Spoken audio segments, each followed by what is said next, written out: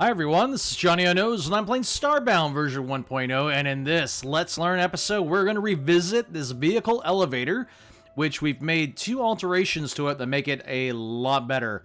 Most of this was thanks to Allen Miquel. He was incessant at keeping cracking at this after I was like, I'm going to go do my Let's Play videos. But anyways, so here he is. Here we are with the new elevator. The two alterations are, one, you don't have to reset it anymore. Basically, Alan found out that you can actually trigger a switch with a sensor. This allows us to both turn off something and turn on something with a single proximity sensor. He also gave me some good ideas about how to delay the sensors too, so that it just doesn't start going as soon as you get there. So let me show you how it works. So the delayed sensor forces you to kind of stand there for 5 seconds before the elevator starts going. That way you don't accidentally, start the elevator when you don't want it to. And the XORs and all the delay switches, they'll basically sync up together really nicely, allowing you to use this elevator in a way that doesn't need to be reset. Let me get that timer going. There we go. So as long as it's in, if everything's on, it's good. If everything's off, you're also in a good state. So you don't actually have to reset this. You can just go about your way, killing all the monsters of the galaxy, and you're good. Once you come back, just because everything's on doesn't mean that this is still not closed. You can go ahead and just reopen it again. So both ways that these delay gates are synced will keep everything nice and closed. That way, no need to have everything reset.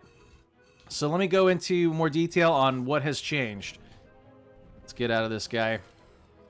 Alright, so the first thing I did was I removed the persistent switches.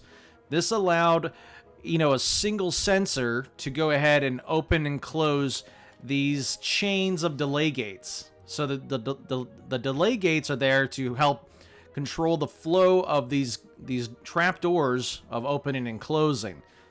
The ones on the right are flowing things bottom to top. The delay chain in the middle is flowing it from top to bottom. So obviously the one from in the middle here is allowing you to go down. The delay gate chain on the right is helping you go back up. So I'm not going to go into that. That was already kind of explained in the first version of this.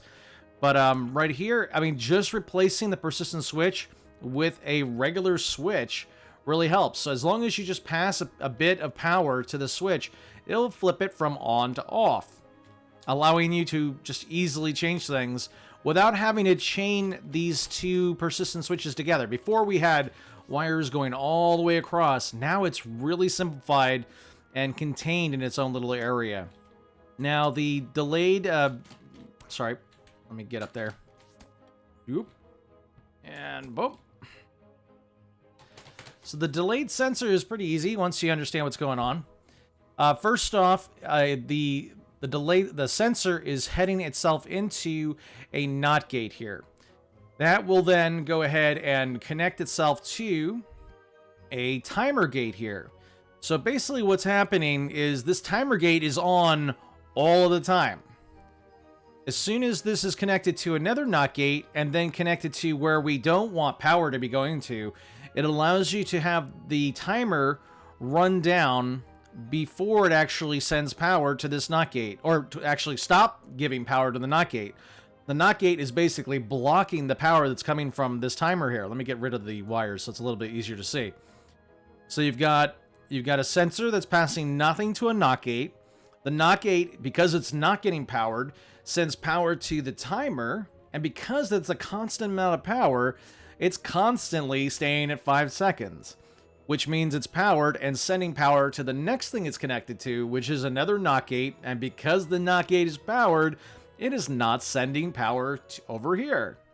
As soon as this timer is turned off, so the NOT gate turns off, and then the timer starts to run, as soon as it's not powered, it then powers the NOT gate, sending a bit of power over this way.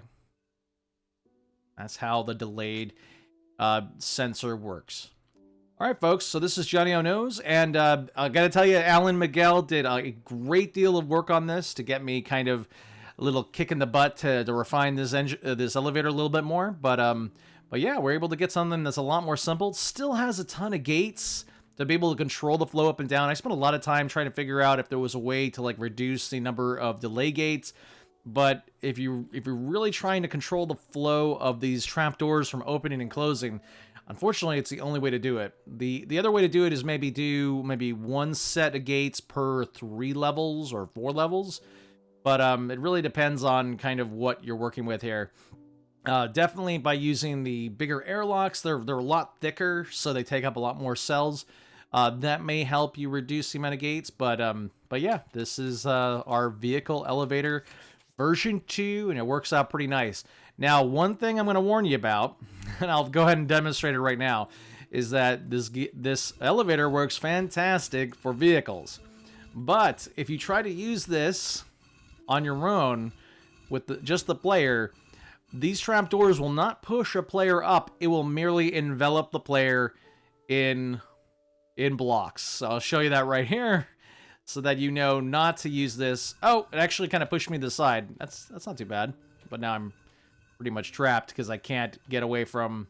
So yeah, use a vehicle to go back up. Don't be on your own. All right, folks, this is Johnnyonoes playing Starbound version 1.0. Please let me know if you have any questions about this game or any of the other games I support. Thanks so much for watching. I will see you in the next episode.